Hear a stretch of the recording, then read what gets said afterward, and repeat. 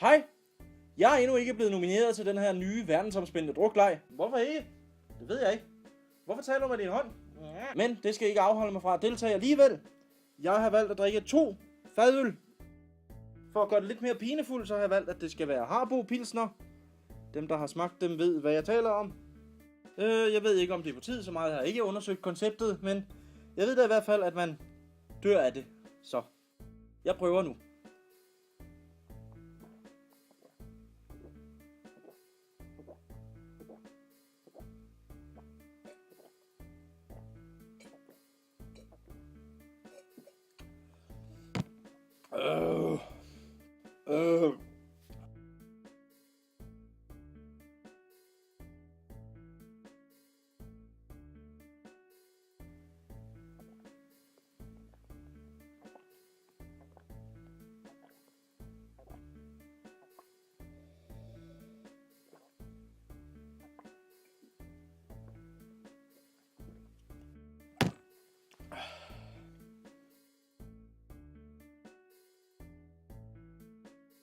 Ikke just en nydelse. Nu er vi så kommet til det punkt, hvor jeg skal nominere nogen, men i stedet for at nominere nogen, så har jeg valgt at vise nogle andre lege, man kan lege, i stedet for disse druklege. Jeg har for eksempel valgt beachball. Beachball er en herlig leg. Det kræver mindst 2 mennesker, helst af samme køn, og en bold. Men der findes også andre herlige lege, såsom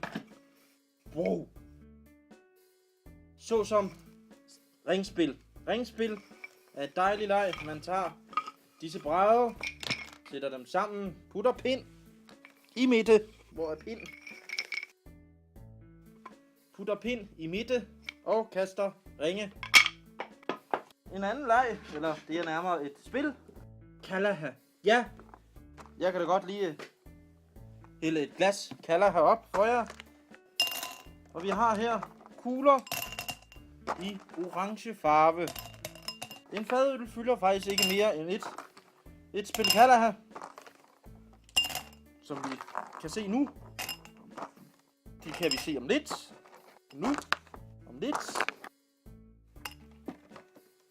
Ja.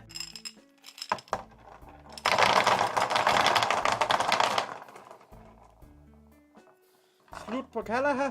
Der er også andre ting, man kan bruge sin tid til. For eksempel så kan man lære at spille på et svært instrument.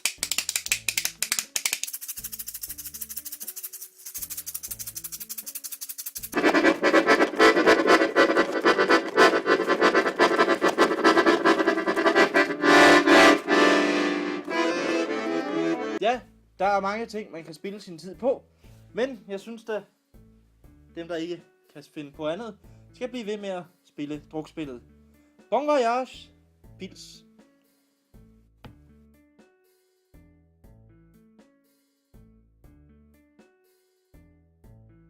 Den til højre, det er far. Det er far.